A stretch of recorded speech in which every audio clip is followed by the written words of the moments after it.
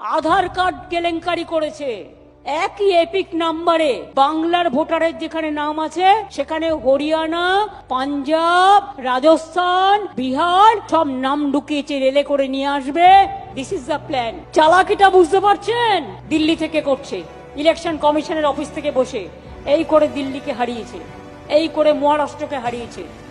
ওরা এই খেলাটা ধরতে পারেনি, কিন্তু আমরা এই খেলাটা ধরতে পেরেছি। আমি কিন্তু আপনাদের রহস্যটা উন্মোচন করে দিলাম। আর বাংলার মানুষকেও আবেদন করব, আপনারা আপনাদের ভোটার লিস্টটা দেখে নিন প্লিজ, দয়া করে। তা নাহলে যে কোনোদিন এনআরসির নাম করে এবং ক্যান নাম করে আপনাদের কিন্তু নামটা ছল চাতুরি করে কেটে দেবে।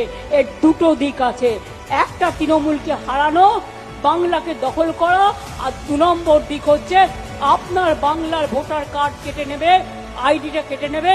আর এটা করছে খোদ ইলেকশন কমিশনের ব্লেসিংসে।